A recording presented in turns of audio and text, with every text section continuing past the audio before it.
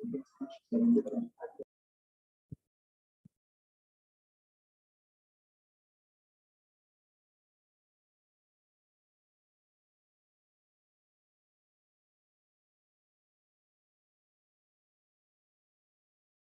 lost my best friend to 23. She left her body and hovered above me. I saw no shadow, I looked around, searched every building and home that I found. I saw no shadow, but felt the glow. The warmth inside me, it kept me afloat. It felt like heaven had found my bones and gave me comfort when I feel alone. Now you're gone, I'm alone. I guess it's time to get better. Through the pain, I will go alone. If I fall, break my bones, I will scream even louder. 'Cause I'm not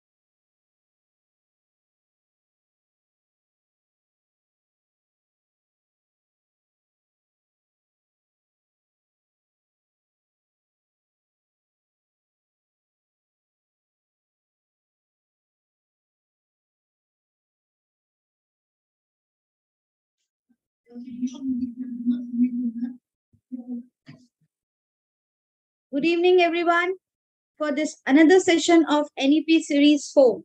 So, we are again here with an episode of NEP, and as we all know, this is a platform where we exchange thoughts, ideas, and we need to learn so many things from all the intellectuals present here. I welcome you all on the behalf of IDYM Foundation. To begin with the session, I would like to call my dear Sonal ma'am, first of all, to speak few lines, and then we can proceed with the sessions. Good evening, everyone. Here we are with the day 4 of the NDP series session, and we have esteemed panelists and esteemed speakers over here for another rocking session with all the amazing international speakers today. So, wish you all the best and have a rocking and a wonderful, Josh-filled session, everyone. Let's learn from each other what is about NEP, what is about each and everyone having knowledge about each other, and get rocking. Most welcome to the first speaker of the day. I think he is absent over here. Where is the first speaker?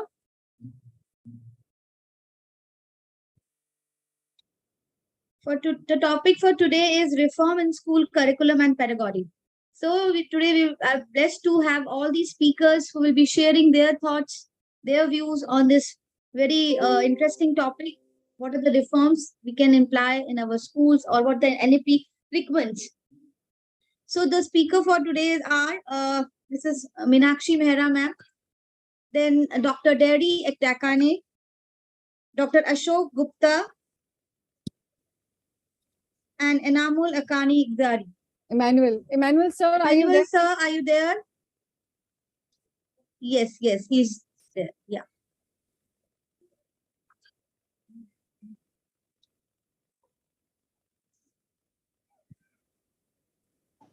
So can we begin can I have the first speaker? Yes, here we are. Yeah. Over to you, sir.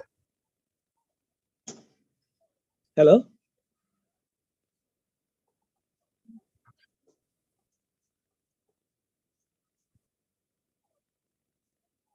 Welcome, sir. Please start.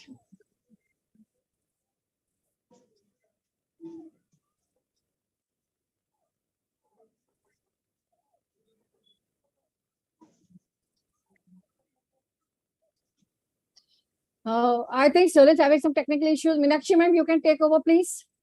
Meenakshi ma'am, you can take over, please. Yes, start the session.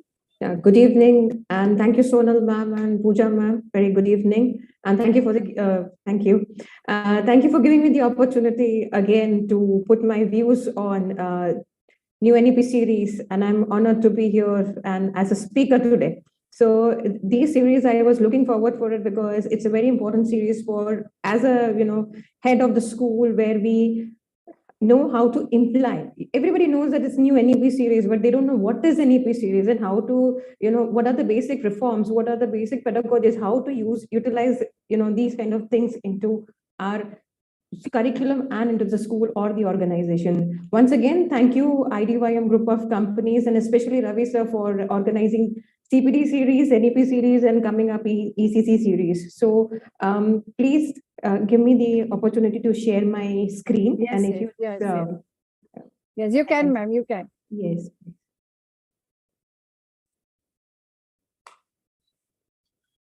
Are you able to see my screen? Not yet. Not yet. Yes. Yeah, it's there, ma'am. All right. So I'll begin with the reforms of NEP. So first, the thing is, do we know what is the reforms and the curriculum? What do you mean by the reforms of school, curricula, and pedagogy? So here I would like to say what is, reforms and curriculum and pedagogy in school pertaining to the school. So curriculum comes from it is a basic, I'm starting with the basic, as a layman thing, because we have eminent speakers who are going to speak in detail, but here I want to make people understand in as a layman, what do you mean by these terms? Because these are very big terms. I want to make them understand it's just a term, and we need, once you understand the concept, you can, make building as part. So what is curriculum? So curriculum comes from the Latin word, of course, it's called the course. The main word is called course, is the content or the subject that is the matter taught in the class. So that is a word, Latin word that we have derived from. Second, when we talk about the pedagogy, this is derived from the Greek word, which is known as a boy or as a guide, which refers to the art or the science of teaching or techniques used for the students. So it's very basic. Where do we, where we need on this? So what is the purpose of having those kind of pedagogies in our school? So the new education policy was, 1 second, please, if you just don't mind. Are you able to see my screen? Yes, yes. All right. Okay. I'm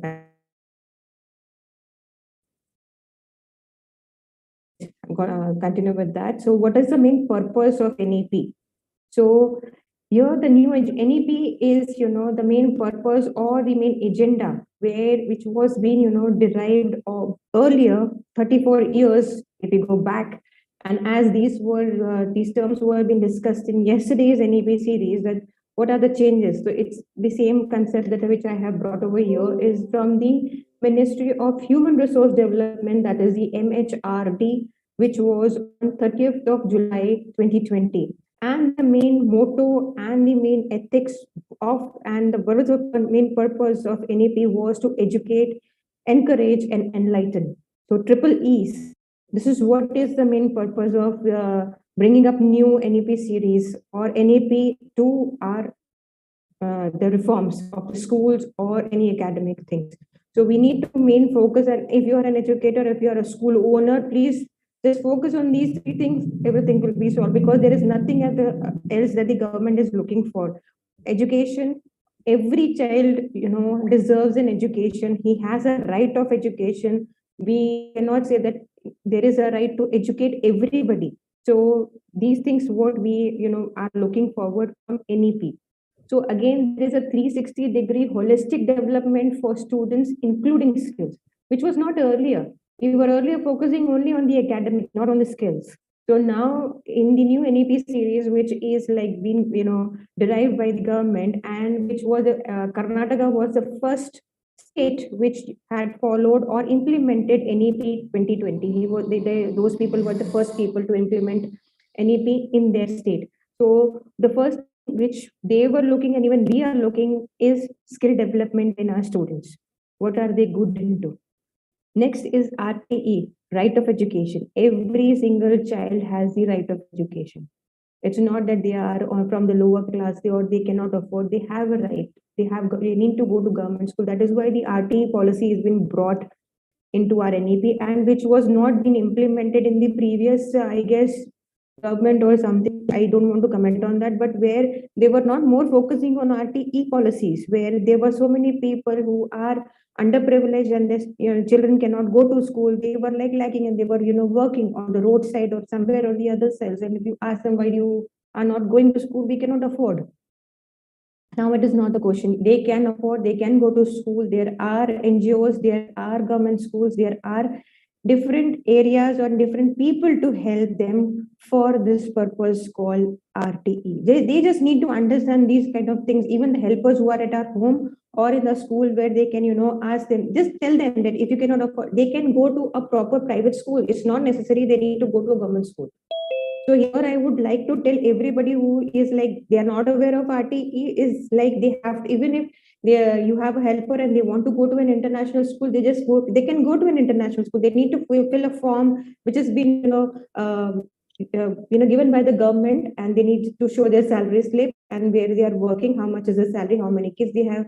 They need to post their Aadhaar card. Now everything is linked with Aadhaar card. It's very easy to get your child into the international school, and they can be set equal. So first thing which the government, which I like personally, is everybody is being treated equally. So a person who is from a richer background, a person who is from the lower background, they can all sit in one same equal table. So we cannot differentiate that. So that is the best thing which I found in that. Now to work more on the national curricular and the pedagogy framework for early childhood care and education, that is NCPF ECCE. That is a basic main focus of NEP. So where they are more focusing on ECCE, this is what it is. Now here I would like to take few minutes and take you back to the flashback, that is history. So here where the NEP was earlier developed by the HRs, now which has been developed into the Ministry of Education, recently been replaced into 34 years. Now after 34 years, we have brought a change. The government has brought a change that is called the NEP policy, which was framed in 1986 and which is the new policy has been framed into 2020. So here, the earlier what happened was the gross enrollment was only 26.3% in 2018, only 10 plus 2. Now that is not the case. It's 3 plus 3 plus 3, so, and now it's 60%. So here, on that time, only the HRD separation was for arts. Hello? Yes, ma'am. Continue. Okay. No, I got some disturbance, so I was like, okay. So here, again, the HRD separation was only for 3 terms, was art, commerce, and science, where we have also studied. I believe many of us have come out through, we didn't have much of options. Now, if you see, there are Ma'am, you are so many options. I'm sorry, hello? Continue. Yeah, you're able to hear, are you able to hear me? Yes. Okay. So here, as I was saying that only 3 separations was, given earlier was art, commerce, and science. Now we have so much. We have AI, we have robotics, we have coding. We have so much to go on. We have vocal, things. We have so many forms of art wherein NOIs were not being developed at that time in the before 34 years. If we talk about NEP, now there is more focus on NOIs also, where there is open schooling. There is no stopping for education at all. Anywhere, anytime they can, study at their own pace. If you cannot come into that, and here also, which one more point I would like to add here is in earlier the history, if we see, if we go back and read the history, there was not much emphasis that was given for the special children or to the special education or children with special needs. If we call about dyslexia, if we call about epilepsy, if we call about ADHD, there was not emphasis given, and the teachers were not trained into that. Now here, if we see, there's, as I have mentioned here, the 3 languages were only introduced, that was English, Hindi, and the regional language. Now mother tongue has also been introduced to that. No policy was there for NIs, as I said. So no policies of NTA was also not been there previously. That is National Testing Agency, which is very important for the entrance exams for anything. Now, the last is the old policy used to emphasize on achieving uniformity of education across social groups. It did not account for any competitive global landscapes. When it was the necessity of the global landscape, when there was a need to it, then they, brought that kind of policies into that. But now that is the main policy, which became important with the beginning of the globalization of Indian economy in 1991, where there was a need, then only they brought, because before that, they didn't even thought of bringing that thing. So now, what is the new NEP reforms about in our own school or any academic center?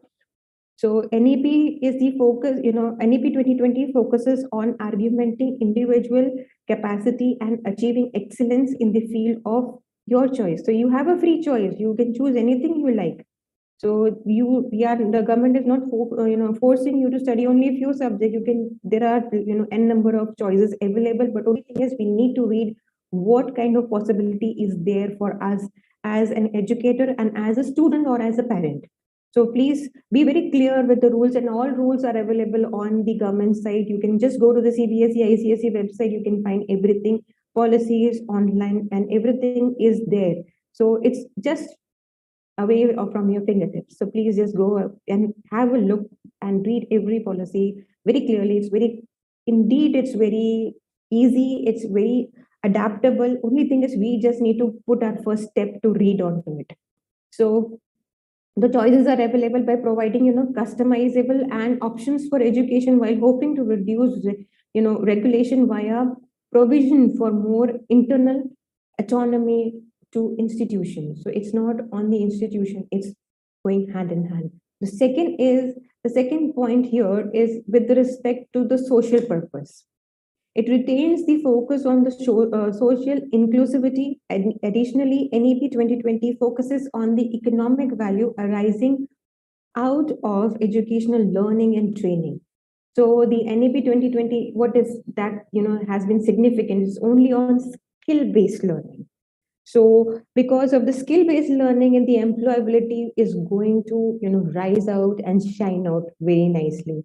The third point which I want to emphasize here is the differences lies in their understanding the aims of education. So what is the main aim of education? Do you just want to read and come out, or do you want to have the concepts clear, or you want to do something for the nation? You have to be very clear in your aim. You want to be an engineer, you want to be a doctor, and the most important part is, are you recognized? Earlier, when we used to do doctorate or engineering, we used to wait and study more to go outside abroad, India, to come at par to their level. But now, with the new NEP policy, I'm proud to say that we are on par. India is on par with the other nations. So if you're a doctorate in India, you are a doctorate, in any abroad country. So you don't have to do any other courses.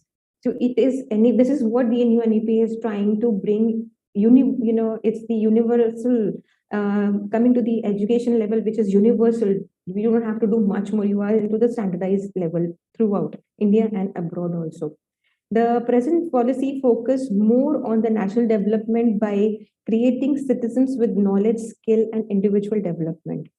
So, which I believe that was the missing part in earlier NEP.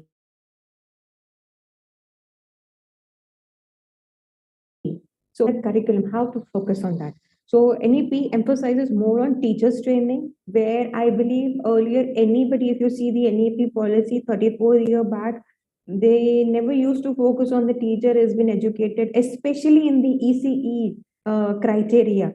So they never have seen that, whether if you are an IT person's wife or your husband is working in somewhere IT and you want to just time pass, you can come and join any school, preschool, but which is not now done. You have to do any, in NEP 2020, you are supposed to do ECE. You have to be a graduate, or you have to do a diploma course for ECE entity. You have to be certified by them. Then only you can join any preschool or a school.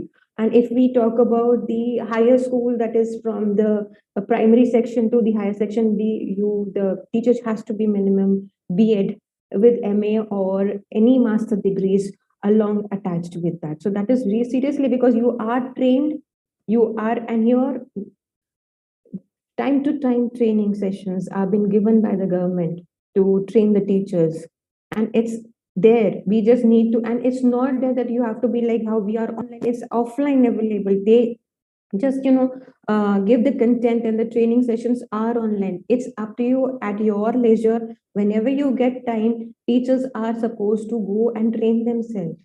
So how easy is that?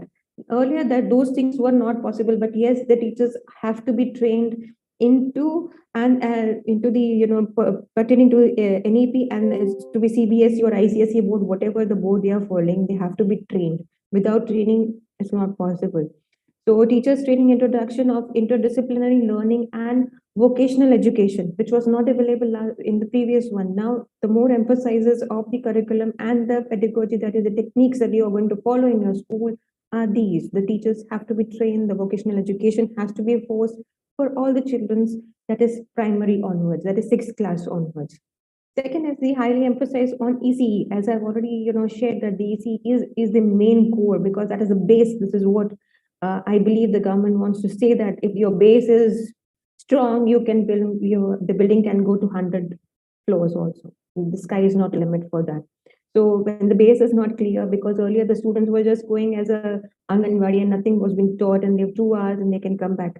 Now that is not the case. They are main focusing on the skills. And if we have gone through back the NEP 2-3 series, which we have done, we have seen all the NEP, how they are focused on the skill development. Yesterday, I was watching there how beautifully they have explained how, with small activities, their child can learn so much. So that is the main basic, that is the main core of ECE, as early childhood education care, and the education which was overdue from so many years, I guess. Now, the new NEP pedagogy highly emphasizes on mandates development of curriculum, techniques, and promote critical thinking, creativity, problem solving techniques, and knowledge application skills, which I personally believe which was lacking in my students, where they don't know how to, if you put them into, if you take any student from primary to college going engineering student, they don't know how to, if you are given any kind of problem, they don't know how to solve it. They don't know how to critical, they don't have that skill at all, critical thinking. They don't have creativity. Now that is what is the main pressure on the teachers, how to develop that kind of skills, how to develop that kind of creativity within students, how to enhance. They have that, but we never gave them a chance. And after 2 years, when the school, we are into an offline mode of the schools where students are coming, it's very difficult to engage them, and it's to make them speak out of it, because now they are more into online education. They are more into the reforms, and they are more into giving assessment online rather than keeping into offline mode. So they like that, those things more. And the which thing which here is like problem solving techniques, they don't know that. So here that main thing comes to the head of the teacher and to the principals or the administrators who are present in the school, because that lies how you are going to focus on the children who have to speak, how you are going to emphasize them, how you are going to polish them, where these kind of things come out. And here it's not only on the teachers. I would like to tell to the parents also, these things are missing in our children. Critical thinking, they don't know how to, if you give any point of time, they'll just go into Google. It doesn't happen. They don't know how to act into certain kind of situations. They are being bullied into schools. They are being into the power of cybercrime, or they are into being into a different dilemma where they think that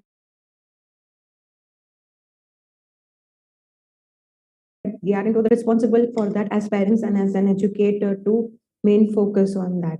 So now, what are the outcomes which I would like to just share is 1 second. The main objectives or the outcomes of NEP 2020. The main objective of NEP is to include universal access. As I have told earlier also, we NEP 2020 is trying to bring all the uniform educations on par with the secondary level, which are like to the international level, we are going to stand at par with the universe, which we were not able to do that earlier.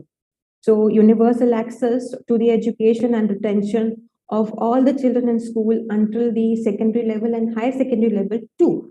So here the incorporation of pre-primary schools with the formal ambit of the school education. So that is the main focus on the pre-primary section.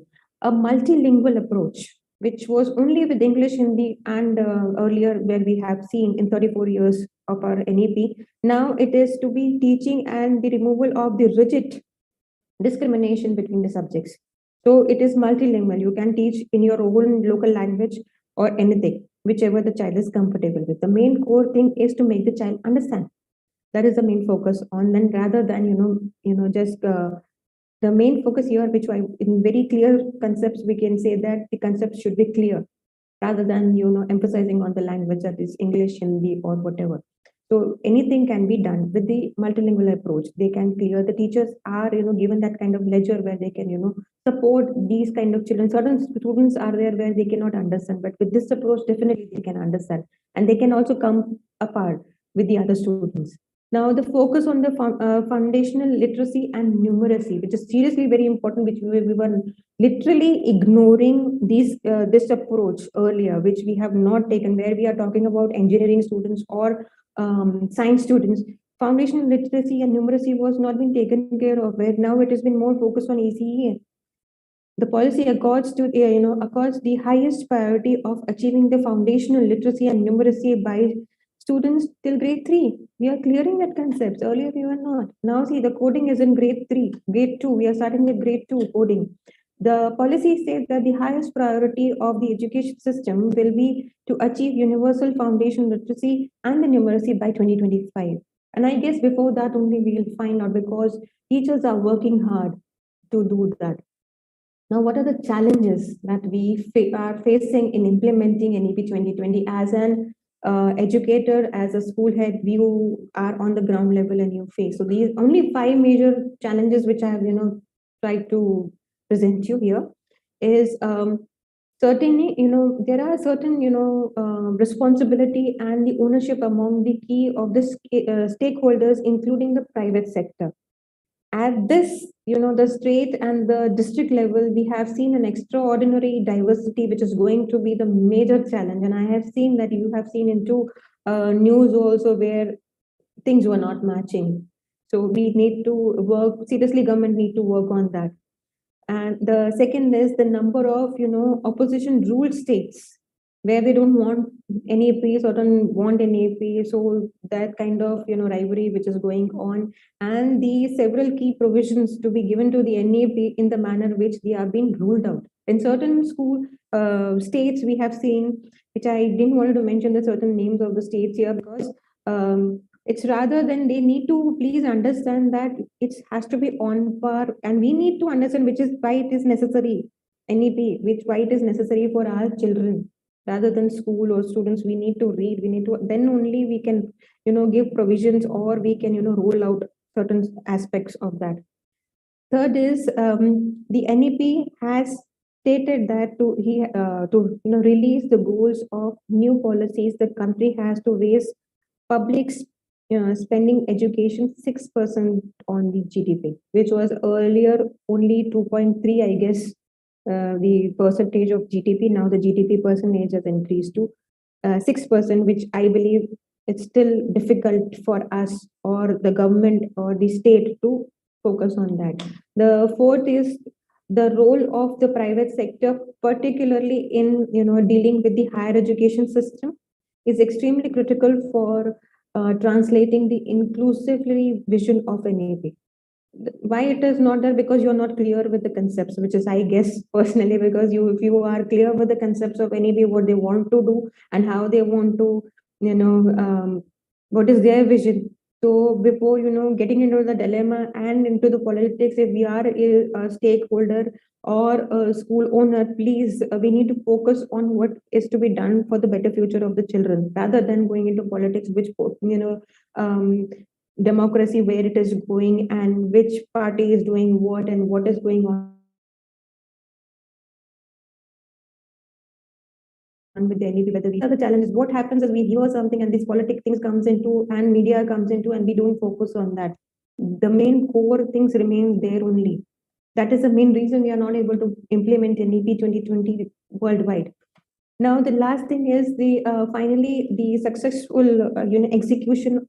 The key to that is the key initiate requires availability of adequate financial resources for to decide. In this regard, the NAP has stated that to realize the goals of the new policy, country-wise has to raise the public spending on the GDP again to 6%, which is seriously high. Again, I would request the government to think on the GDP, concepts again. Now, to sum up with this quickly, the NEP 2020 is truly a path-breaking document in every sense. This is what I believe. The policy amongst the other aims to the address of the pedagogical issues, structural inadequacy, and the broadening of the access, apart from making the learners further ready while meeting, the dimensions or the dilemma or the deadlines. 21st century India, this is what we are into. So simultaneously, the NEP has the most challenging task of addressing multiple crises. They are doing that, they are working on it. This is what we are seeing into the education system. It's effective. When we are implementing this into the critical thinking of India, when we are talking about, and India wants to recap demographic dividends and capitalize the opportunities from a rapid growing knowledge economy, which I guess we have not done till yet. And we are working slow, but I guess we will go. We have a long road to it. Yet there is a long road ahead for NEP, given its scale and the kind of the complexity. We have a very complex situation where we are involved into execution. The execution is not done as we want. So we need to work on our execution, particularly securing coordination and cooperation amongst the diverse stakeholders of the state, district, talukas, everywhere, private sector, public sector, amongst everywhere, others, that makes, daunting exercise. When these kind of exercises are done perfectly, NEP is going to, rock the world, and we have miracles waiting for us. Seriously. Education is an essential and indissoluble, element for all around development of any society and the country. And a comprehensive national education policy is formulated by the nation to fulfill the requirement. So that is why I don't know why it took so long to change the NEP policy. It took 34 years to change that. So here is a small quote which I have, mentioned. It was an era where we have, changed the era of reforms. The pedagogy was an era of educational challenge, and it is an era which today more than ever, we can give to, refresh impetus to the education in India. It is an era. Again, an era to reform the pedagogical concepts and concepts of more open schools which we require to, where the pedagogical approach has to be open-minded. With this, I would like to say thank you for being so patient and, to listening to me. And I think that was really, really amazing, ma'am. And the way you have covered each and every aspect of NEP. And lastly, that you said that it has been existing since years. yes, It has been existing since years. And even then, we are not aware of it being implemented in the classrooms. Yes. So why is this so much of hype of NEP now when it is already there since so many years? Yes, true. Why It was there. That is where the teacher training institutes were failing to actually highlight its presence in each and every aspect of the curriculum. True. And so many teachers were not being trained, ma'am. I have faced a problem where in 11 years I have worked, and as 7 years as a school principal, seriously, I have faced that a lot, where teachers doesn't know anything. When we come to a concept where we tell them to give a demo, they don't know anything. They don't know. That's what. I would like to share an example over here. I think I had a teacher in my class. She was working as a receptionist in a hotel. And just because she wanted to earn pocket money, she used to come to school. Okay, time pass ho jayega. Then I used to ask her, you come here for time pass to use money for your entertainment, but why are you fiddling with the lives of the children in the class? Their future is in your hands. Their future is in your hands. They're So just don't playing play around. with So the now, young minds. Yeah, don't play with the young minds. She hasn't gone to any teacher training institute. She didn't know what is actually child psychology. So I think 1 year diploma courses, 6 month diploma courses are not going to make very good early childhood educators. You have to have a knowledge of psychology to have a structural brain framework and to that's true. implement the That is why NLP. if we see and the NAP especially here, and I'm glad that we have NAP session because they need to understand why teachers training is been emphasized in NAP, ECE. As I mentioned, ECE is the basic and that's the foundation. So if you are playing around with the foundation, nothing is going to stand That for. is what. And I And think, the way you have covered each and every aspect, I think all the education, empowerment, we talk of empowerment, but is empowerment really implemented? No. No. It is very easy to say that we are empowering, but are you actually empowering in the real sense? No. So that implementation is happening at the ground level. Here, what are we going to do? Here, what is my main mission over here is we are actually giving strategies to implement it in the actual practical day-to-day See, approach. when we come into the ground level, when we go to the school, we know where the problem arises, where because we are standing there.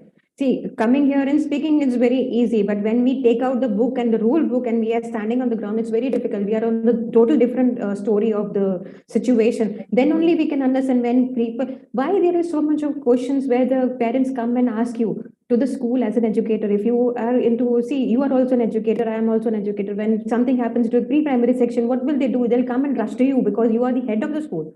So you are answerable, and you cannot answer because your teachers are not trained. They don't know how to handle the class. And the latest trend that is happening now is a lot of printouts have been happening at the spur of the moment.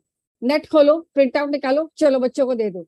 It is not on par with the curriculum age appropriately. If you are concentrating for a child of 3-year-old, see to it that the curriculum framework is covered along with what the lesson plan has to be done for a day-to-day basis, along with what creativity you are giving, what science and English techniques you are giving. You cannot just take a print out from a Pinterest and do it. अच्छा आज 3 घंटे में ये काम कराना है हो गया टीचर का काम हो गया चलो. But the child hasn't gained anything. The child has not learned anything. I'll put one small example. I did a training for one school, which I'll not mention the name for the school, where I was doing 3 days training session for the school. So I went to the high secondary section. So where you have a dean, you have a vice principal, and you have HODs, and you have the teachers for high section. So it starts from 9th standard to 12th standard. So when I was doing the training for those kind of teachers, so what happens is you have to give your logbooks, you have to give your day planner. So when it's day planner is for pre-primary till high school, and even in colleges you have a day planner with the teacher, what you are going to teach for the day, and every week that day planner has to go to the principal to check whether it is on par or not. So coming to the school again, where it was a CBSE school and where the teachers were supposed to give the day planner, and the teacher just wrote the name of the chapter and the name of the chapter and page 10 to be completed. And I said, what are the details, ma'am? Where are the details? What you are going to cover? What are you going to teach in the class? I was not able to answer. And how? Because see what happens when you make a day plan, you are preparing yourself, you are preparing how you're going to teach, how you're going to categorize, how your classes, which students know, which student doesn't know, and how you are going to have you have not done your research, you are not ready with your resources, you are not ready with your plan B. If this doesn't work out, we have to do with this. What is the practical thing I'm talking about basic English language, which I was really surprised to see an English teacher, and she's the HOD and she's taking class of 10th standard, and I was surprised they don't I don't know what they are going to do, how they are playing. So we are playing with our children, and I absolutely agree with you. We are playing with our children's life. I really would join my hands and because I plead the teachers. because to of this learn. lapse in the system, so many early young learners are now being diagnosed with early problems like dyslexia, slow learners, It's autism, not ADHD. Why? Because the early childhood foundation is not strong. That is why this is happening at the early stage. This should not happen if the teachers are trained on par with whatever it is. NEP policy, you can say early childhood, but they should be on par with the networking of the brain wiring and the firing system. This has See, to there are happen techniques. There early. is a school counselor. This is how we keep everybody in line where we if the child is having certain problems. So if you are not on par, there is no way you are going to bring solutions to Definitely. it. But I again, think I would like to a lot is hidden over here. Let's discuss in the coming session. thank you so Ma'am, I much for would, giving me the yeah, opportunity, ma'am. Thank you. wonderful, ma'am. And you can call Derry sir, ma'am, if you have the introduction of Derry sir. I don't have that ma'am, Okay, no introduction. problem. I would like to invite Dr. Derry Dekani sir. Sir, the platform is all yours. We'd love to hear from you. All Let's, right. yeah, Thank most you very welcome. much for an engaging conversation. Yeah, I am learning from our speakers this evening. So let me just share my slide to everyone. Okay, so again, good evening to everyone. It is really an honor for me to speak in front of you and talk about matters about reforms in school curricula and pedagogy. I'd like to take this opportunity again to thank the IDYM organizers for inviting me over.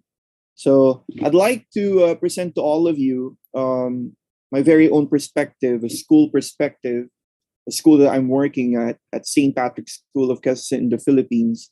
At the same time, a graduate school professor at the Manuel L. Quezon University in the Philippines about reforms in school curricula and pedagogy.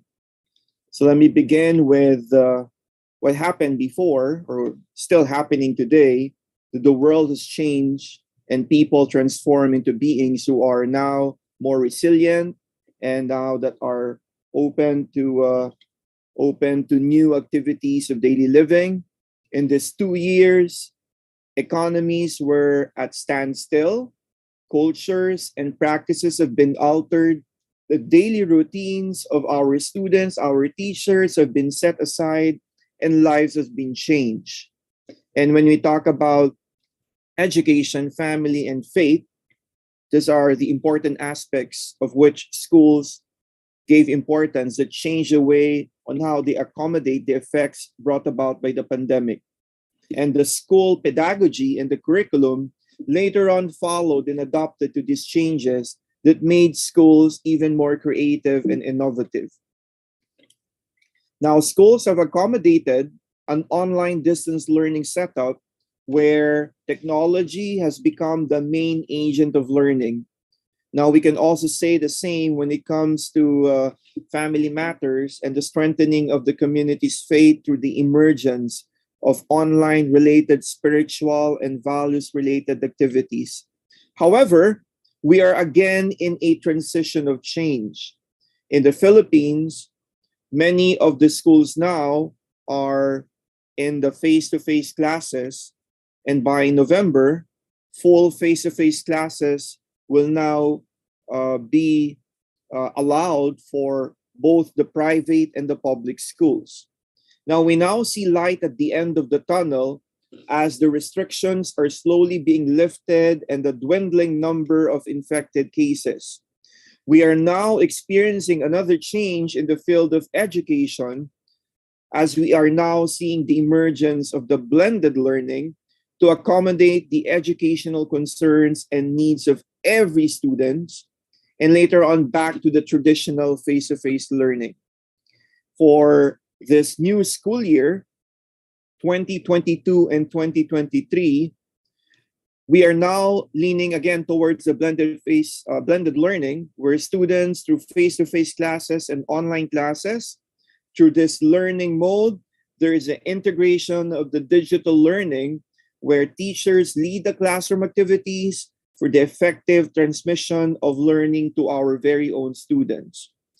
Students are back to school now in the Philippines, and millions of students wearing their face masks streamed back to the primary and the secondary schools across the Philippines last August 2022 for the first in-person classes after 2 years of the coronavirus. Lockdowns that are feared to have worsened, alarming the literacy rates among the children. And the prolonged school closure sparked fears, not only in the Philippines, but I guess the rest of the world, in terms of the literacy rates among children already at an alarming levels even before the pandemic could worsen. A World Bank study last year showed that about 9 out of 10 children in the Philippines were suffering from learning poverty, or the inability of the children by age 10 to read and understand a simple story. And nevertheless, resiliency, and many schools revisited their beginnings. There was now a need for a renewed expression of the school's vision, mission, philosophy. This was seen in the community's resiliency during the pandemic. There were many private schools in the Philippines that had shut down because of the pandemic. Now, this resiliency, it helped us get through and overcome the hardships. But it is not something we are born with. It is built over time as the experiences we had interacting with our unique, diverse and values-driven community. That is why many of the schools responded to stress and adversity like that from the COVID-19 pandemic differently. Resiliency is thus the best expression of these relationships. It is in these activities that we show our heart, which should be the core of our very own mission. And that's why in the school that I'm working, we had this tagline as in the opening of classes: we are home, we are family, and we are safe. Now, this specific expression of returning home to school, and at the same time a renewed manifestation of the school's mission, it gives emphasis on the relationship between a student and the school and the entire community. We said that they are home, we are home, and upon returning back to school, students will feel again that he or she is home, engaging and welcoming, which is a distinguishing characteristic of a student. We say we are family, that every student enrolled is given importance as an integral part of the community's vision, mission, philosophy. It is through an idea of a family best describe our students' experience with every member of the school community. And finally, we are safe. Students will feel safe because they know that all the members of the school community, they are committed and dedicated to ensuring the health and safety in campus. Overall, since we are talking about school reforms and the curriculum and the pedagogy and the pedagogy in schools, learning should be holistic, it should be integrated, enjoyable, engaging, and most importantly, it should be transformative. Now, we go back to the very meat of this presentation. First, we talk about pedagogy, or the teaching and learning. It's an overarching concept. It refers broadly to the deliberate process of cultivating development within a given culture and society. Now, from this point of pedagogy, there are 3 important basic components that we should be able to understand. That number 1, the curriculum, or the content of what is being taught. Number 2, we talk about methodology, or the way in which teaching is done. And the third one, techniques for socializing children in the repertoire of cognitive and the affective skills required for successful functioning in society that education is designed to promote. Now, the curriculum or the content of teaching may be designed to encourage learning processes and the cognitive skills, which is very important, as well as the acquisition of the specific information. Now, this COVID-19 pandemic, it has impacted many of the learning opportunities, especially involving our student interaction with their peers, their teacher, and much of the curriculum has been adapted to an online format, the long-term consequence of which is yet to be recognized. And that's why it is very important that all educators, we need to help each other in coming up with new research outputs in terms of this kind of problems that we have encountered. The changed format had an impact on the learning pedagogy, affecting both the students and teachers, and this required a systematic approach to finally evaluate online teaching and learning adoption in comparison to the previous format or the traditional ones that we have, where in-person education may have been the focus. Now, in the Philippines, we had this learning recovery plan following the progressive expansion of our face-to-face classes. The Department of Education in the Philippines, including private schools, they have developed a learning recovery plan framework to guide all schools in addressing the so-called learning gaps, enhance the pedagogy and curriculum due to pandemic-related disruptions. As more schools open their doors for physical learning, many schools have crafted their learning recovery program as part of its post-pandemic efforts. And we have to ensure that our interventions are effective so that everyone may be able to catch up and accelerate their learning immediately.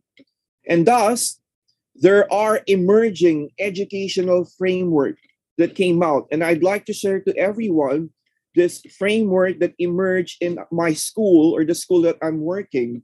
We as a learning community should believe that the new normal learning environment is not at all online.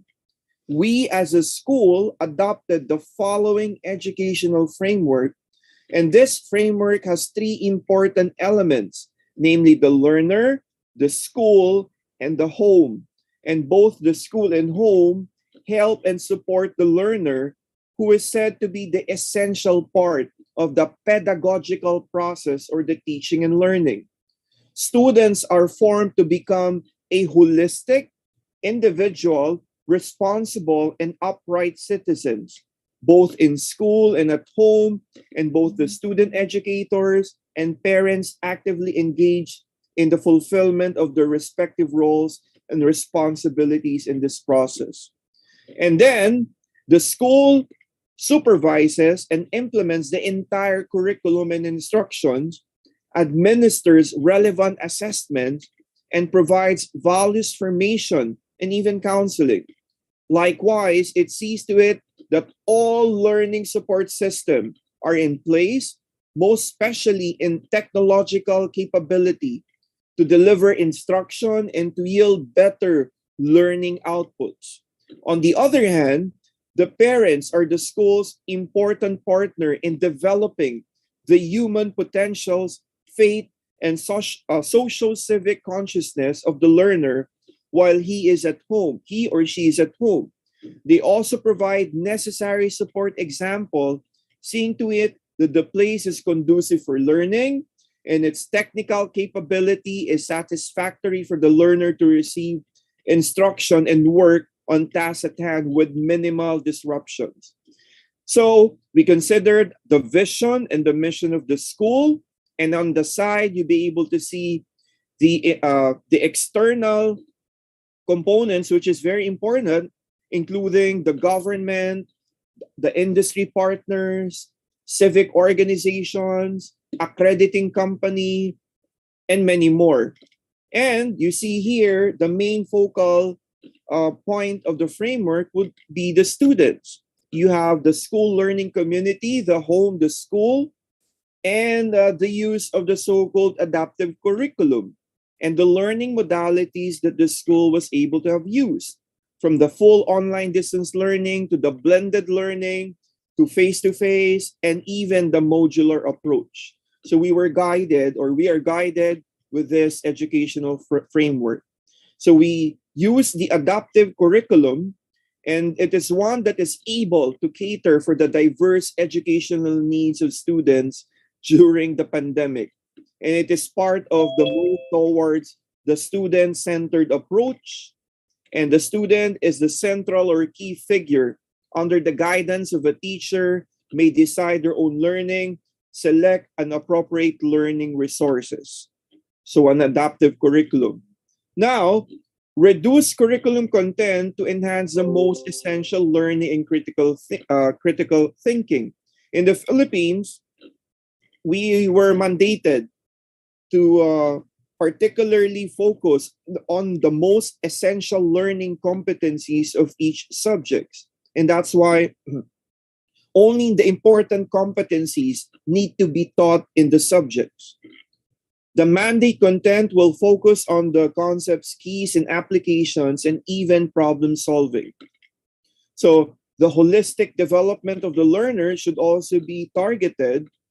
The key overall thrust of the curriculum and the pedagogy reform across all stages will be to move the educational system towards real understanding and towards learning how to learn and away from the culture of rote learning as it is largely present today.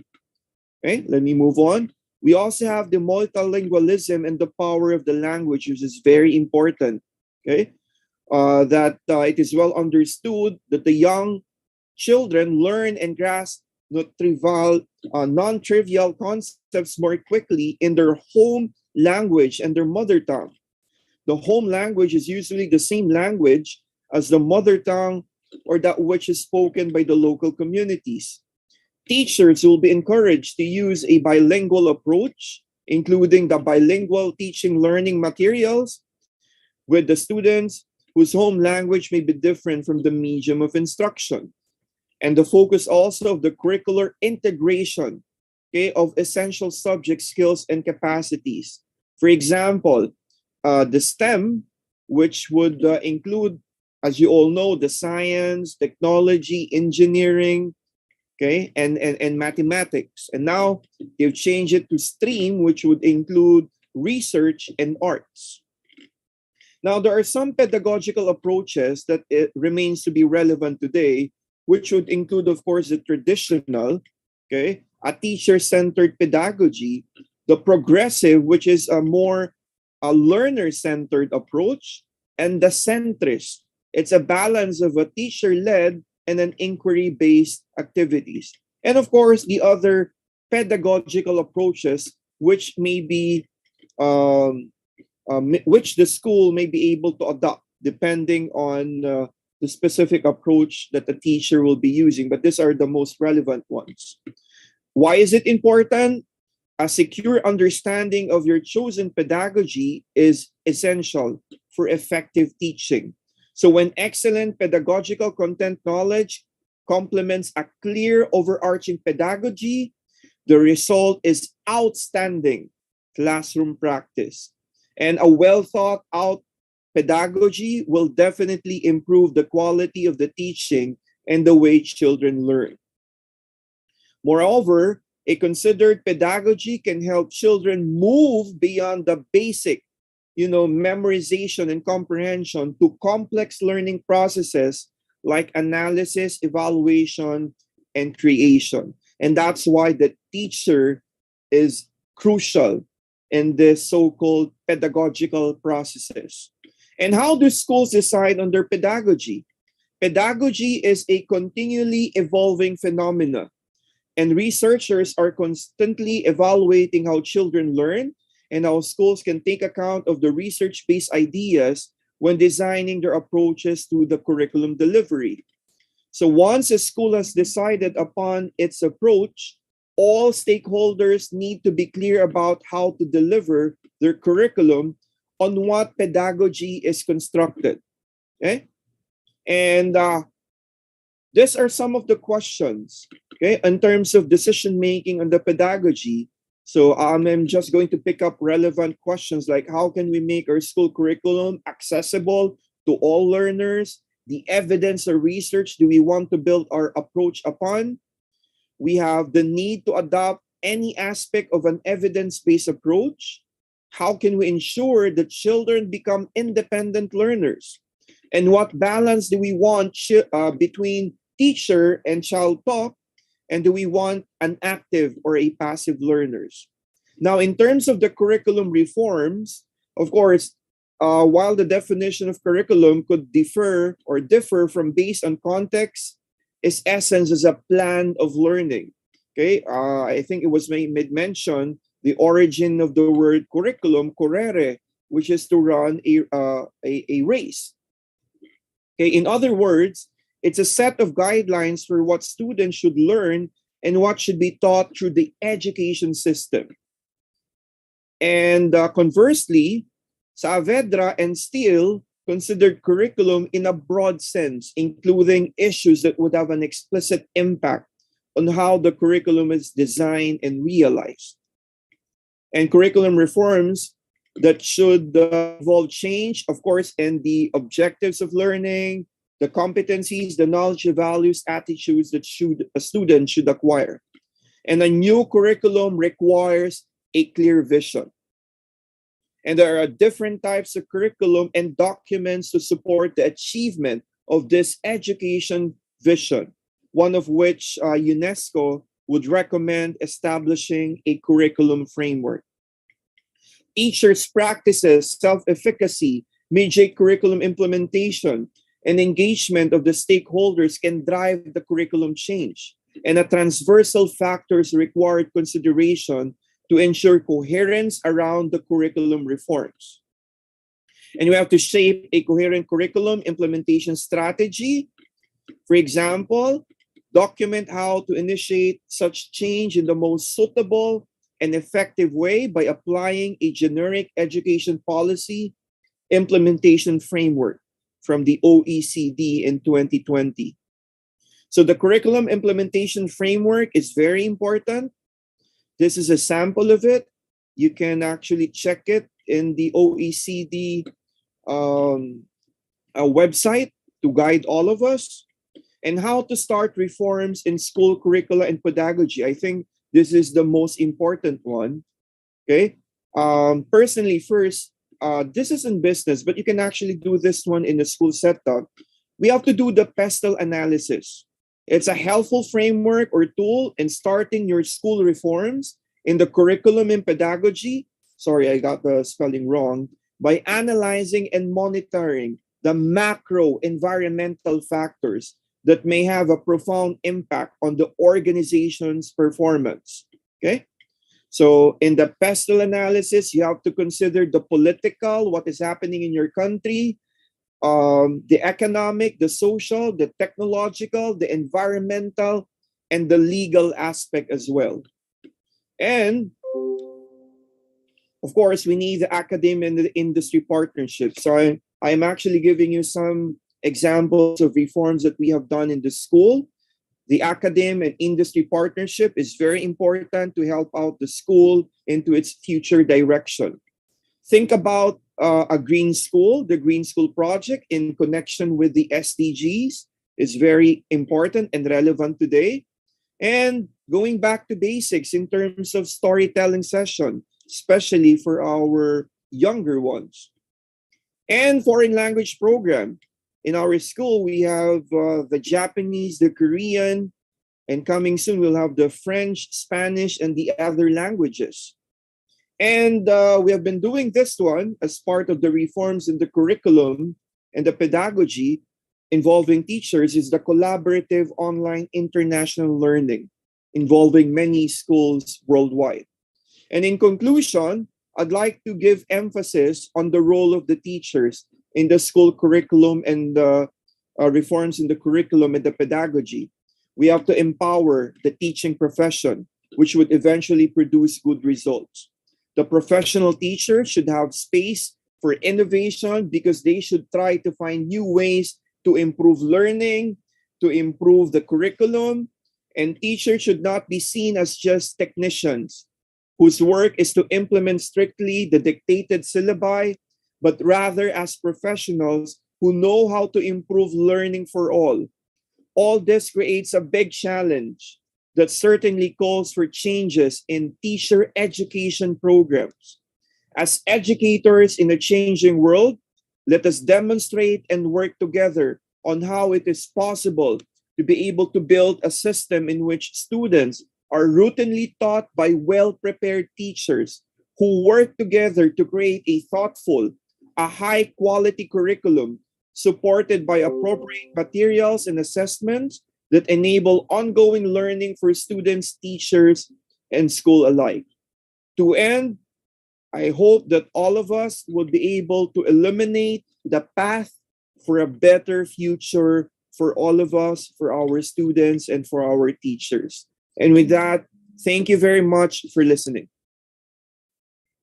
Thank you, Thank you. sir, for So, this excellent presentation, comprehensive presentation, and we all as educators got so much of insight. And I think this learning process gives us the identification.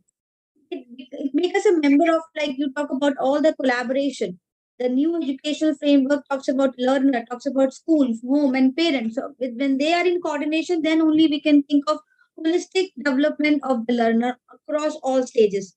You have given an outline that how learning could be supported with different ways, technological or different educational tools we can use. You talk about how you are doing in Philippines, collaborated online in terms of programming, collaborating with different schools and conducting programs. And I think it is essential that adaptive curriculum should be a part of everyone's pedagogy, because then only the things can be more easily happen in terms of learner, in terms of students, in terms of teachers. And the teachers has to be very much innovative in whatever they are coming up with their when they are conducting the classes. Thank you once again, Dr. Derry sir. It was amazing presentation, and we all have got to learn so much. Thank you once again. Thank you very much. I think, Dr. Darius, you have actually shifted the tectonic place of the education system to 360 degrees. It's a total shift of the, we say the earth shifts on the tectonic plate. You have shifted the tectonic plate of the education system and provided a total collaborative approach of the stakeholders of the education sector. So I think a pesture analysis, the coil, we all, it comes back to round one, teachers. Teachers have to be the core system to learn, keep learning, keep improvising, keep implementing strategies in different ways. And that is where we need a very highly integrated teacher training modules. Without Right. them, we just cannot go for the early childhood care and development. We may have, beautiful curriculum, pedagogy, but if, teachers are not trained, True. everything would not be And good. and the way you said that pedagogy has to be shifted every time, that is 100% true. Why? Because as 10 years are passing, the breed is changing. The children are having very smart brains now. You cannot say that 25 years back what it was, that the children are now much faster with the tech savvy swiping of the hand on the mobile, the using of the laptops at the spur of the moment. They have adapted to such beautiful level of technology that we are still learning how to adapt and adopt now. So a pedagogy curriculum change is actually really needed after every 5 to 10 years, and it should be collaborative, one framework for everyone. I think we all should give a round clap of applause to sir for totally giving us a wonderful, insightful information, sir. Thank you so much Thank you for very being much. there. Thank you so much for being there. I would like to call Dr. Ashok B. Gupta, sir, to please take over the stage. And yeah, most welcome, sir.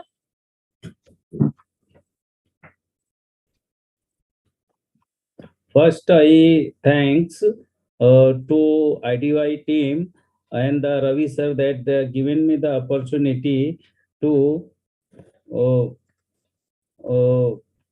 say a few words on this today's topic, new education policies. See, last year Ravi sir is already given the say and they can arrange the new education policy 2020. And this is the second time. In that day, we are having the only the Indian speakers. Now today they can arrange the international speaker. So before of me, that I that dairy sirs and that Minakshi madam, they can explain very clearly that without experience, the without experience, without teaching experience, it is not possible to uh, that complete the any policies in our India. Time to time, our government having the mini policy. I am working last 30 years in the field of education, like a trustee, principal, and I'm working in the slum area and the good area, and I'm having the all type of experience. I that without cooperation, without experience, we cannot that run our policies. Our India, that before of this 2020 policy, they're having the Sarva Shiksha Abhiyan and right to education policy. Now, this time, our national education policy, the framework of that policy is a totally different. That is, they can start it from 3 years of students. I am here the focusing on the what is the new education policies having the changing of the previous and this policy. First, the focus on the holistic development of the learners, building character and creating the well-rounded the individual equipped with the key 21st century skill, including the cognitive skills, the manifestation of the knowledge, which is the deep seated teacher within and the individual, moving toward a real understanding and away from culture of rote learning. And the developing learners into the good, successful, innovative, adaptable, and the productivity endeavor. Second, there is a three strategies for this holistic development of learner. Which one? The reorienting and the revamping all the aspects of curriculum and pedagogy. Identify the specific set of skills and the values across the domain for the integration and incorporation at each stage of learning.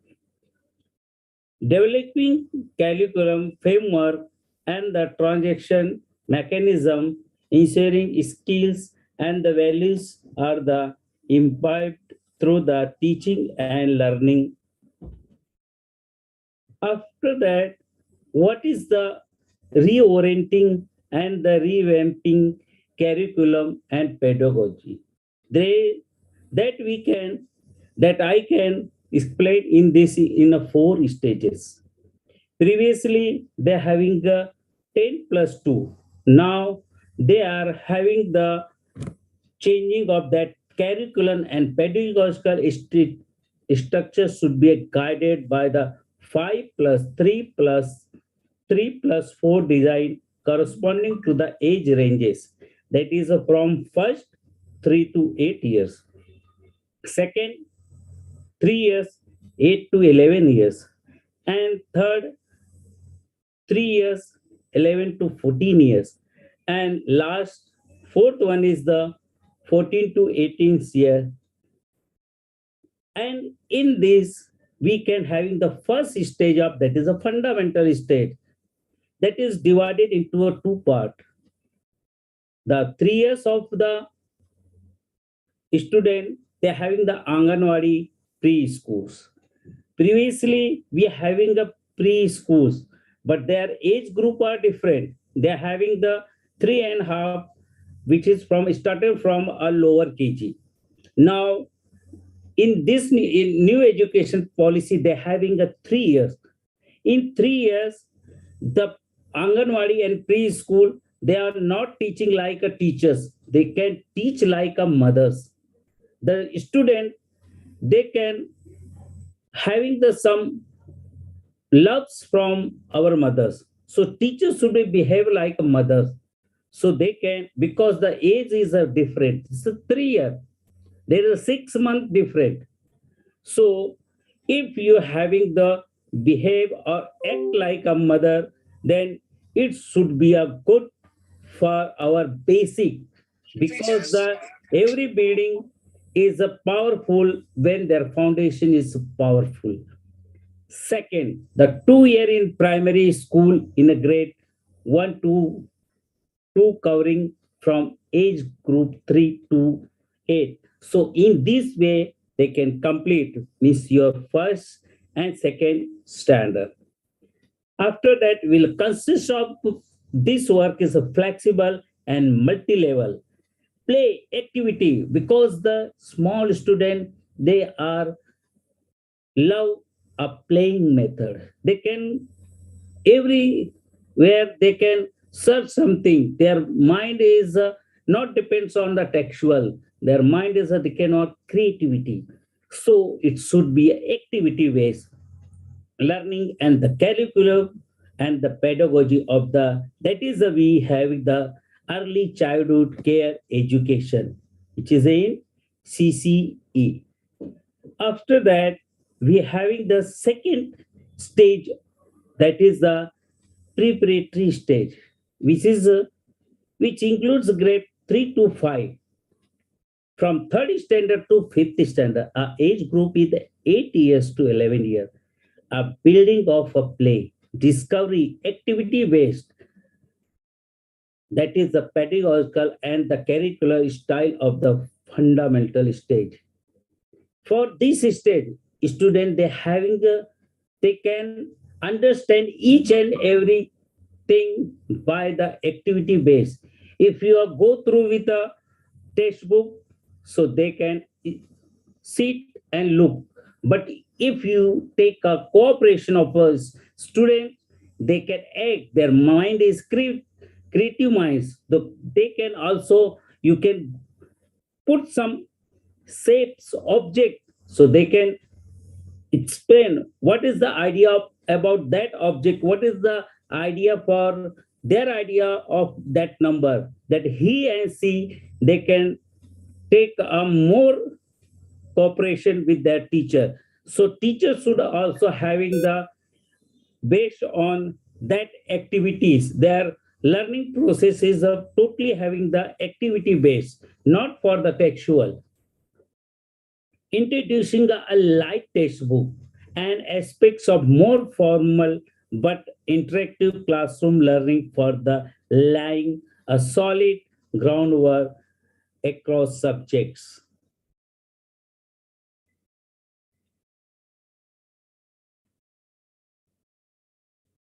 After that, in this series, we are having the third stage, that is the will, that is the middle age and the upper primary stage.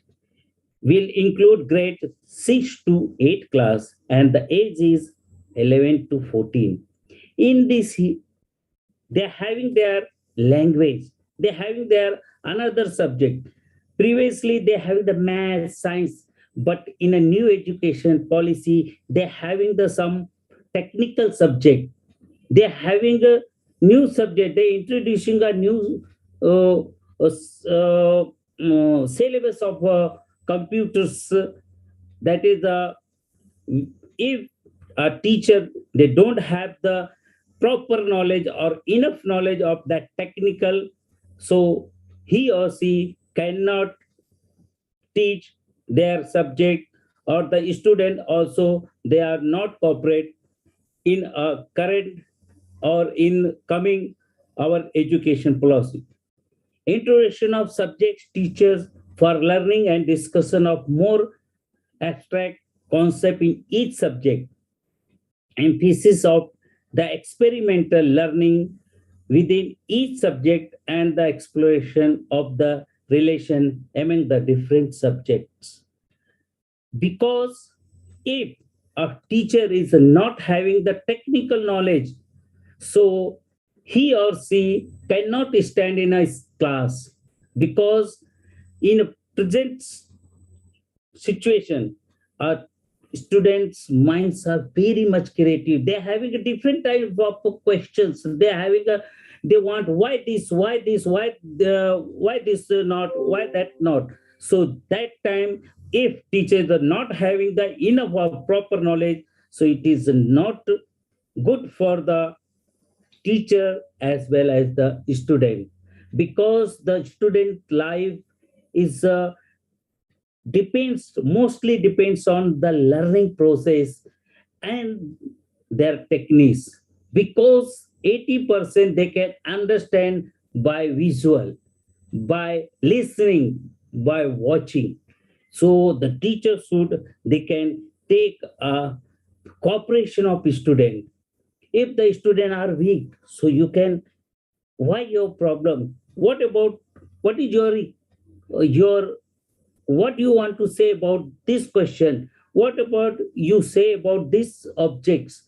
If you not take a cooperation of that student, so your learning process is totally failed. Will, so that is on secondary stage. Whatever I am saying will include the grade 9 to 12. That is a having two phase, from 9 and 10, and secondly 11 and 12, covering the age 14 to, building on subject oriented pedagogical and curricular style of the middle age, but with a great faith, depth, the critical thinking, flexibility, and student choice of a subject. Option to exit after the grade 10 and re-entering at the later stage of pursue any course, a grade from 11 to 12. Previously, they're having a board examination. Here also they're having the board examination, but they having a totally free from a burden of the guidelines of the board examination, because I am having the 25 experience of the moderator of the math subject. I knew that where is the problems of the students, how can they can score a more marks, but that marks is that is for their mark sheet, but they should having the knowledge about the how can implement the formulas, how can you get the result, because the without result it is not possible, because the maths and science is a totally depends on the true, the totally depends on the result. After that, I want to say a reducing curriculum content to be enhance essential learning and the critical thinking. Curricular content to be reduced in each subject to score essential for more critical and holistic learning. Mandated contents will focus on the key concept, idea, application, and problem solving. If the student is not understood the any concept, you should give the example, you should give the many examples, because one example is not enough for to understand the that particular concept. So we can give the example of daily lives, not the textual knowledge. Teaching and learning to be conducted in a more creative manners, and classroom session to contain more fun and creative. Yes, each and every learning process should be fun, play with the method, because if you are giving only textual knowledge, if you are giving line to line solution, so students should get bored. If you want to that students should enjoy, so you can use your technique, you that each and every teacher they're having the techniques, they're having a talent. Some teachers they are good in drawing, some teacher are good in singing, some some teachers they are good in that dancing. So why not you use that method for teaching and learning process? After that, adopting the experimental learning as the pedagogical. In all stages, experimental learning to be adopted, including hands-on learning. You give the any objects, or you give any line, you give your marker pen, come and what is your idea? How can you can express your views? How can you can express your idea for that thing? So in all stages, the experimental learning to be adopted, including hand-on learning, storytelling based pedagogical. Storytelling mostly for the language, because in a language they're having the grammar, they're having the phrases. That time we use a storytelling method. Classroom transition to shift toward the competency based learning and the assessment tool to be arise with a learning outcomes, capability, and disposition. Because whatever you want to teach a student, if you teach one particular topic, if student or 50% student they understood, they can understand easily, and they give the answer, or they can explain their ideas for that question, so your teaching and learning process should be completed.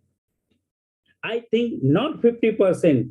If you are use a play method, if you use the experimental method, or you whatever you having a talent, if you use that, so you are success in a coming 2020 national education policies.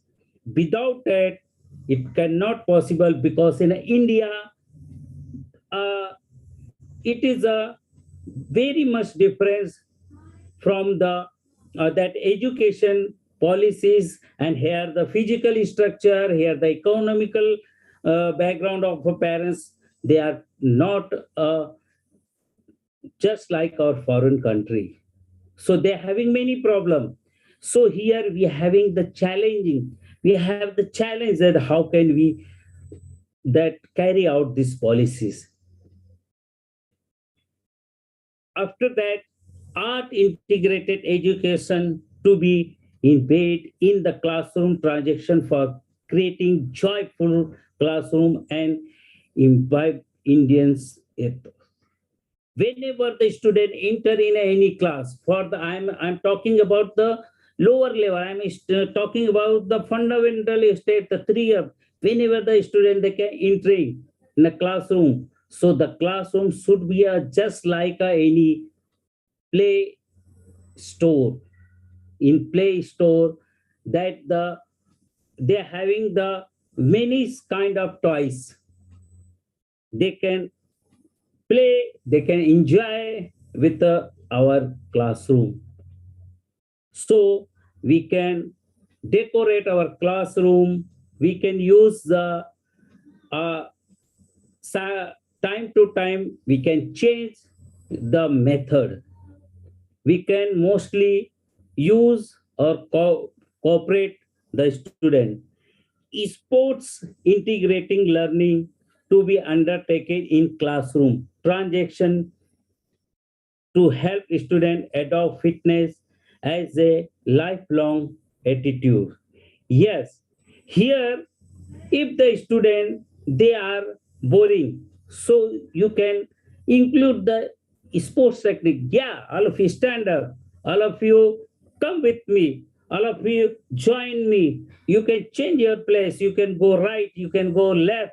In this way you can use here again we having the this, what is the changing in new age, the multi-language to be seen as the resource for learning. There is a two part, one part wherever possible, medium of instruction until at least grade 5, but perfectly till grade 8 and beyond to the local and regional language. Yes, they mostly in new education policy that the regional language is a compulsory, because each and every student, they can express their ideas, they can talk easily, they can very much free to express their uh, experience, they can express their ideas in their regional language or their mother tongue language. The local language shall continue to be taught as a language whenever possible, because in India, a different state, Punjab, Rajasthan, Tamil Nadu, they having their regional different language. So in this, in coming in new education policy, it is very much compulsory. They can include that regional language. High quality textbook, including science, to be made available in regional language. See, science and maths are mostly they having the formulas, they having the laws. In these laws and these formulas totally is depends on in English. They can express in English very much easier. But in a new education policy, they can also having some changing that if they can, these formulas are same, but in that some explanation wording that you should use a regional language. The three languages learned by children to be choice to states, region, and student of each, sorry, of which two of them should be a native to India. After that, effort to prepare high quality bilingual textbook for science and math to make students understand the two subjects, both regional language and English. Yes, some concept in science, in biology, they're having a very, their scientific name is very much difficult. Their pronunciations are very much difficult to say the student, to pronounce the student. That time, a regional language helps them. Indian Sign Language, that is the ISL, to be centralized and national and state curriculum material to be developed for students with the hearing the impairment.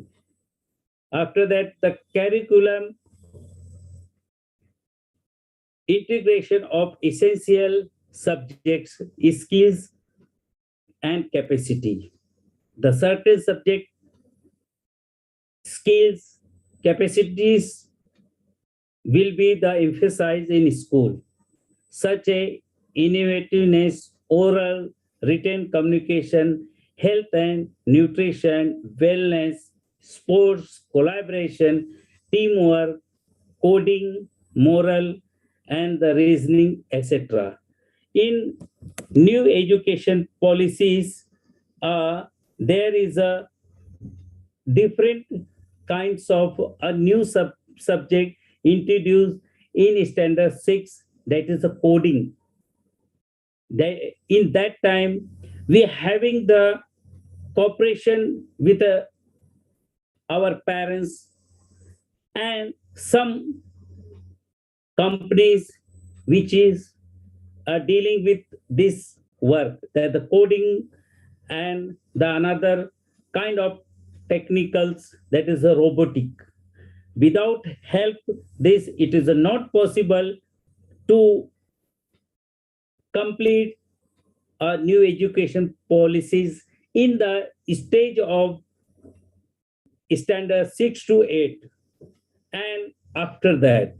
So it is a take a cooperation of a parents and companies and collaboration. It is a very much important introduction of contemporary subjects such as the artificial intelligence, design thinking, holistic health, organic living, environmental education, etc. at the relevant stage.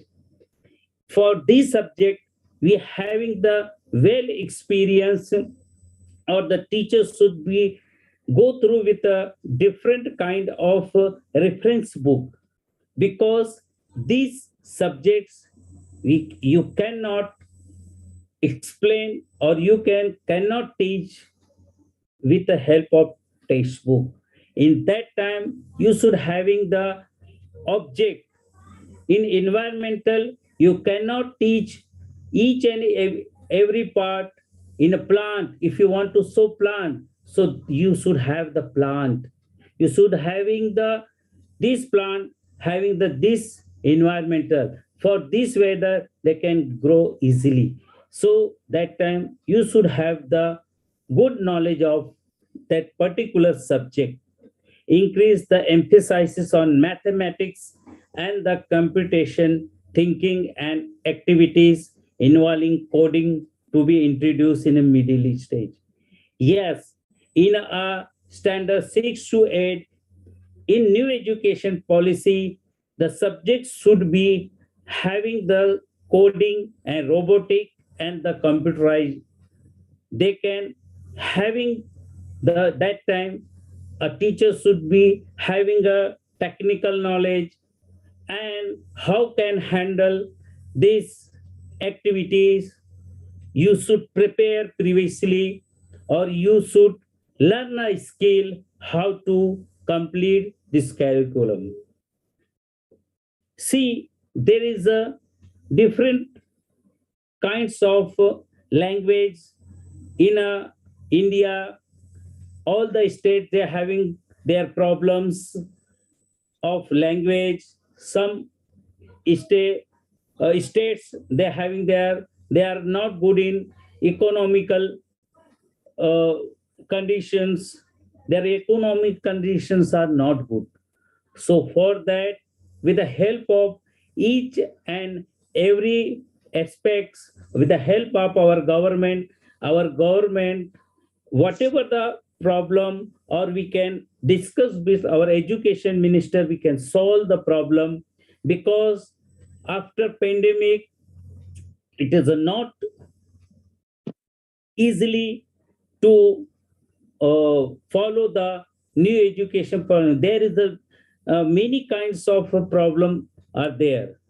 So with the help of educationists, education minister, the help of state government, the help of central government, or the NGOs, or the some educational material supply companies, we can talk with each other and we can find out the solution. So I think in a future or in a current scenario, we can easily that implements our new education policy.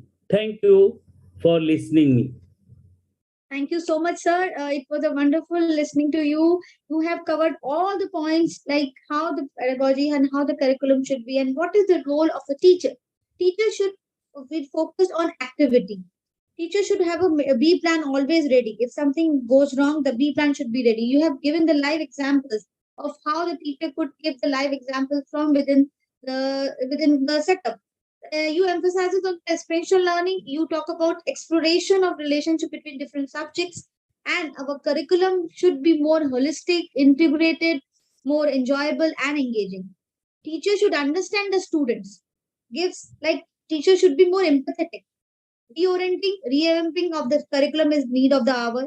Teaching and learning should be conducted in more interactive way. And I think education must move towards less content and more towards learning how to think critically, how to solve the problem, how to be more creative, more multidisciplinary, and how to innovate, adapt, and absorb new material in this novel and changing field.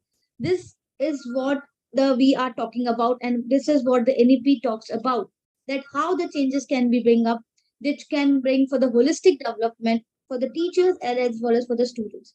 So we need to revive again and again to get set up with the new surrounding, because change is again a way of life. We need to adapt. We need to be more adaptive. We need to be more assimilated with whatever the changes are coming up. Thank you once again, Ashok sir. Moving ahead with our next speaker, I would like to call Emmanuel sir. Sir, are you there? Still here. Yeah.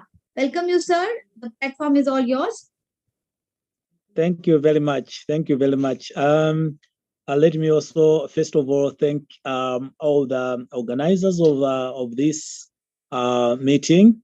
A lot has already been said by my fellow speakers. I'm just going to talk a few things because I'm coming from Africa. I know maybe the education system may be different from that of Asia, that is from India, but I'll just have a highlight on the education system in Africa, and also the curriculum itself, how it is affecting the learning process. First of all, let me say that I am in blackout. I will not be able to show my picture or my video, and also I may not have a share. I share my slides. I will not be able to share that. I've got a technical problem because I don't have electricity right now. So I will not share my video, and also I will not share with you my slides. But I'll just say a few things here.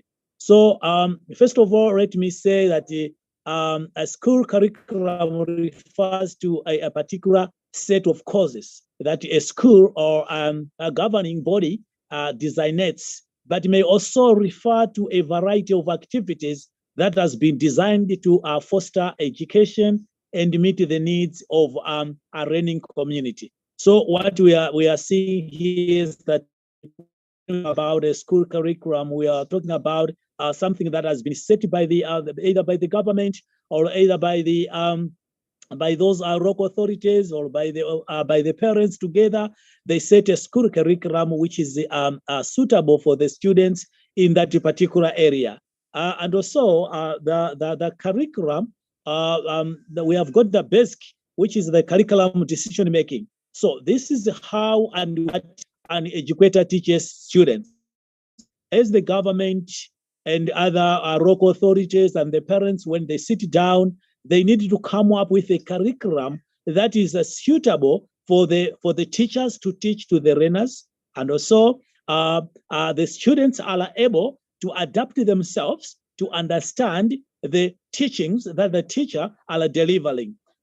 This may include things like when we are talking about the different curriculum that reflect each regional cultures. We should also look into the cultures, because when we are having these curriculums, we should also think of the cultures, because looking at the different cultures that we have either in Africa, in Asia, in America, and in other continents. So when we are coming up with our curriculums for schools, then this time around, when we are talking about reforms, we should at least make sure that we are coming up with the curriculum that is suitable to the cultures of the people, to the cultures of the learners, because we have got different cultures all over the world. So we should have some of these curriculums which are suitable according to the culture of that particular region. Because if the curriculum is not suitable to the people or to the culture of that particular region, then the children, the learners may not be able to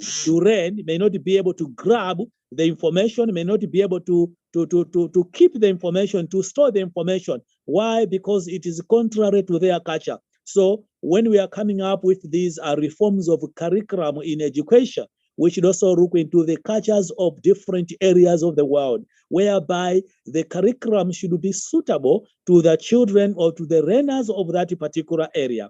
And also, we need also to look into who has education authority.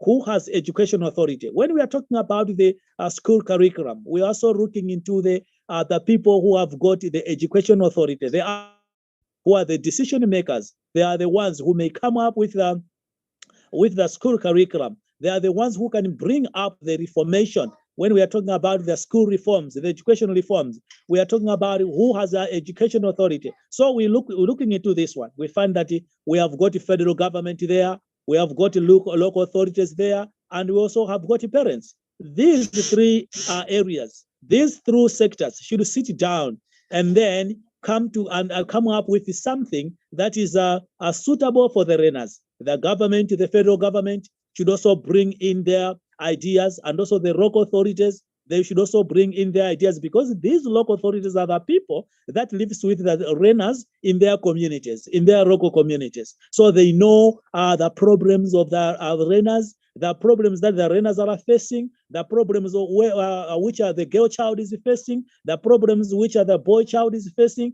All these local authorities are able to know them. So when they are coming up with what we call a reform in school curriculum, then the local authorities should be present. And also not forgetting the parents. The parents must be there, because they're the ones that lives with the learners. And when the learner comes from school, comes back to home, sometimes she or he may contribute something that she dislikes or he dislikes at school. So when it comes to curriculum formation or reformation, then the parents themselves, they know what their children like and what their children dislikes. So this will help the government, this will help the education specialists, the education officials to come up with a reform in the school curriculum. So, and again, looking at the range of courses or instructional programs that are there, then the curriculum itself, it is simply a range of courses or instructional programs. So how does this work better in a situation or in a context whereby we have got mixed cultures? So then they should also look into that if we are bringing education or we are having some reformation in education in terms of curriculum, then we should also look into the mixture of cultures in our country. And also we are looking into the same curriculum, which is the aggregate of activities, materials, procedures, and instructional aids. And all this, when we are talking about the aggregate activities, and we are talking about the materials, we are talking about the procedures and instructional aids, all this should be put together in the reformation of the curriculum, so that the learners are able to grab the information that the teacher is imparting to the children. So now, if you look into the activities, some of the activities that the teacher may do in a class, the teacher may have his or her own ways of teaching, his or her own skills of teaching. So those are the activities. So what are the materials? Are the materials available? In other countries, the materials for teaching are not available. If you look into the textbooks, if you look into other materials for teaching in other countries, they are not available. They are not enough in other countries, more especially when you look into African countries, Asian countries, even in American countries, even in other continents. If you look into the materials for teaching, they are not enough for the children. Nowadays, we have got the technology, so they need the materials for teaching. And also, when you look into the procedures, some of the procedures which are taken by the teachers when they are teaching in class, they need also to be looked into, because some of the procedures are learners to understand. If the procedures are hard for the learners to understand, then we have to adapt, we have to change, we have to make sure that we come up with other good procedures that our children can also learn. And if you are able to have some instructional aids, then these also should be available. Now, when we are looking into the national curriculum, we are talking now about the national curriculum. That is when we are establishing a set of national standards, national standards that is in education. When we are setting the national standards in education, then we need to set up very good standards in education in order that our children will be able to understand what our teachers are teaching in classes. And also, when we are looking into the national education curriculum goals, what are the national education curriculum goals that the government has set in order for the children or the learners to understand what the teachers are teaching? So these include national education goals. So the national education goals, the government should set up goals which the government wanted to achieve so that the teachers should follow those goals. When they are teaching in classes, they should be looking into those goals, to achieving those goals. What are the goals of the government in terms of the education? What are the goals? So if the government has set clear goals in education, then the teachers will be able to follow those clear goals in order to achieve them at the end of their work. And also, we are looking into the curriculum standards and the funding. Now, the standards of the curriculum in our government, are they good? Are they suitable? Are they good for our learners? Are they helping the learners to learn effectively? If they are not, what if we change them? The curriculum standards should also be looked into. Nowadays, when we are having the reform, we have to look into the curriculum standards. And also, let us talk about the funding. Sometimes these may not be met. Why? Because the education department, the education ministry in our governments do not have enough funding. So if the education department do not have enough funding from the government, the allocation is not enough to that particular education ministry, then you find that then all these things may not be accomplished at the end of the day. Why? Because looking at all this, you find that they need funding. They need to buy books. They need to pay teachers enough salaries. If teachers are not paid in time, then all these things will not be done. If teachers are not paid in time, if the teachers do not have the materials, that will help them to teach effectively in classes, then they are not going to deliver. They're not going to deliver. So these are some of the things that we should also look into when we are talking about the reform in the curriculum and the pedagogy. So we are talking about the standards of the curriculum, and we're also talking about the funding from the government to the education ministry. And also let us talk about, when we talk about in testing, competence in testing. So when the teachers are giving examinations to the children, that is in terms of this should be weekly assignments. There may be all monthly assignments and whatever. But what we are looking into here, are they competent? If they are not competent, then we have to change. And also, no child should be left behind. So what we are doing here is that we have got other disabled children in our localities. So those disabled children, are we creating a conducive environment that these disabled children should also go to school and learn? So if we do not have a conducive environment for the disabled, for those disability, for the disabled children, then it means that our curriculum is not suitable to our children. We should also think of them. They should not be left behind. We should think of the disabled children. We should think of the girl child. We should again think of we should think of all these people because they should not be left behind. So when we are coming up with a curriculum, a school curriculum, the school curriculum should look into all these aspects if they are conducive for a child to learn. And also we look into the school curriculum basics. What are the school curriculum basics in our area? And I've already mentioned about the school funding. If the school funding from the government is not enough, then we are not going to deliver. We're not going to reach the goal. Now, when we talk about the pedagogy, now the method and the practice of teaching, especially as an academic subject or a theoretical concept. So this is now the method, the practice. How are we teaching the method itself? What is the method that is being taken? So as I've already mentioned earlier before that sometimes it depends on the culture of that particular area. So what we are looking into is that we should at least think of the cultures. We should also think of the methods that we are using.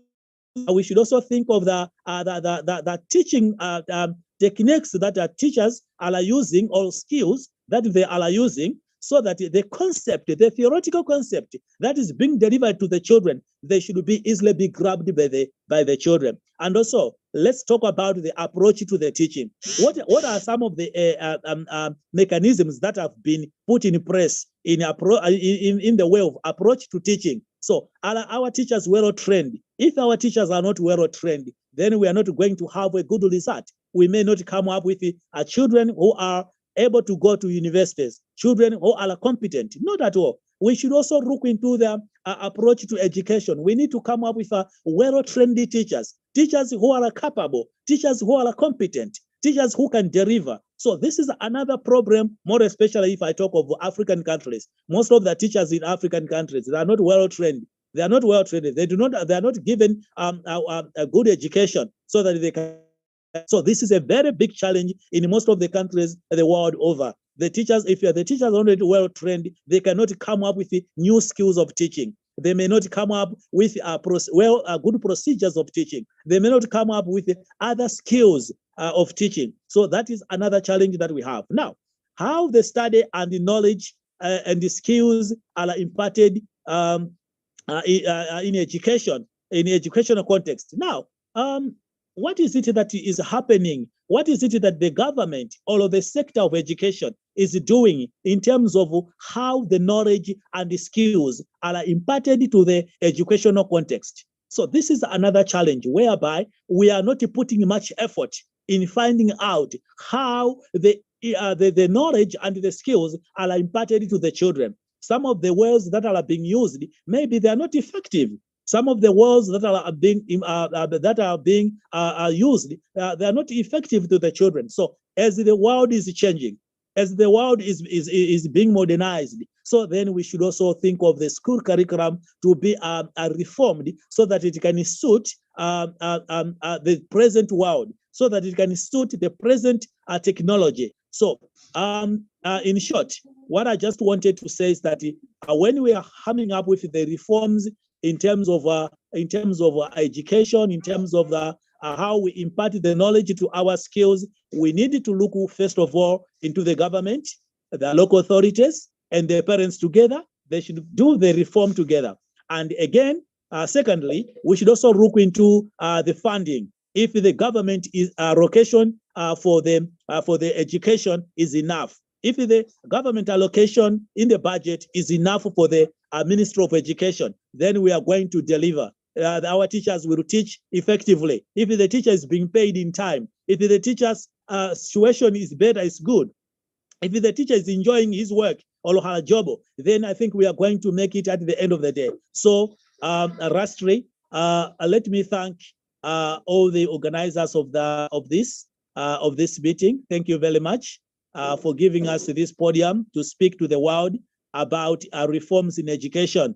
I know that most of the countries have got different types of curriculums, but putting them together, some of the major things are just funding, having good trained teachers, hardworking teachers, building a very conducive environment for learners to learn, and all this may apply to almost every country in the world. Thank you very much. Thank you for the time you have given me. Thank you.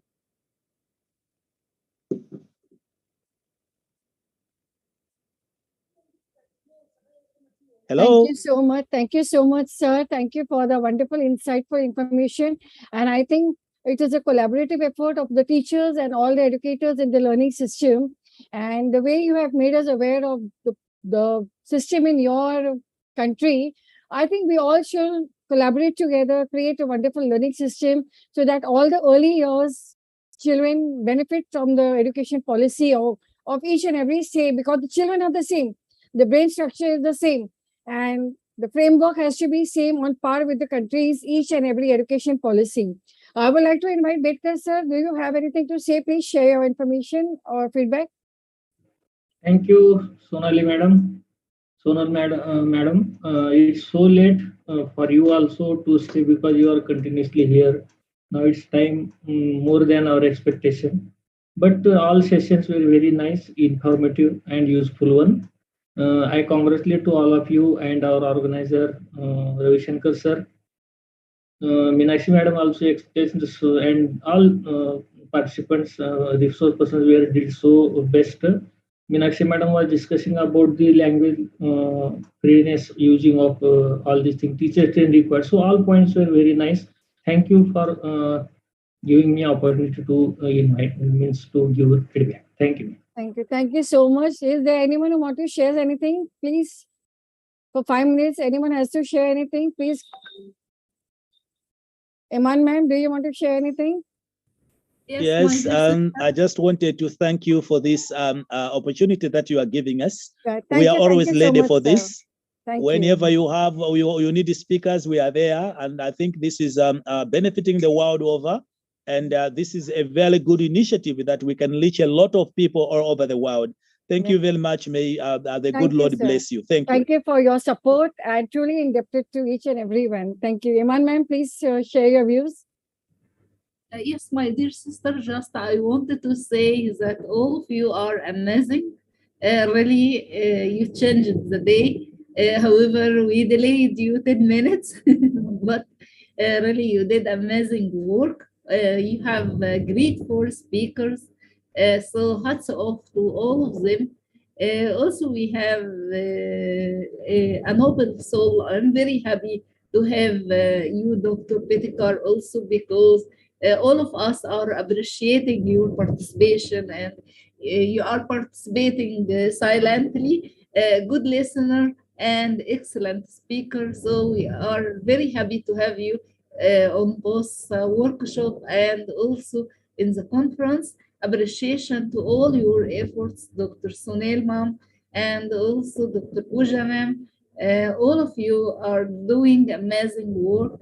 You have great speakers of the day, Dr. Ashok, Dr. Emmanuel. All of you really are amazing. Thanks a lot. I'm very happy to hear from your side. I know that it's now 11 o'clock, 11 p.m. In India. So hats off to all of you. Appreciation also to Dr. Ravi. I'm trying to inform them, please take a rest, but no rest. Thanks a lot to also Miss Donair, all teamwork, appreciation to IDYM, appreciation to all of you. Hats off to all of you. Really, you are collectively doing amazing work. Thanks a lot, Dr. Thank you so Sunil. much. Thanks a lot, Dr. I extend my heartfelt gratitude to Ravi sir, to Dinal Asmi.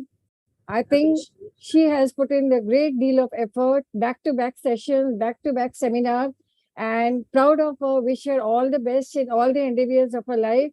And I bow down my head. I actually bow down my head to IDYM. Thank you everyone for your support for the fourth successful, amazing series of NEP. Pooja ma'am, please take over for 2 minutes. Congratulations to each one of us for having this fourth series so well organized. Thank you all the speakers, all the dignitaries for being there, and overall IDYM, our Denul, the backbone of IDYM, for being there always and conducting one-on-one session. And I think this is how we are empowering each other, isn't it?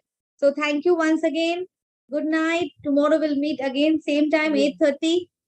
Okay, bye everyone. Thank you to all the speakers of today. Wonderful, excellent presentation. Thank you so much, everyone. God bless you. Please, just one request, please fill the feedback form. It is very much important. Yes. So it's a humble request to each one of you present here to fill the feedback form. Thank you so much.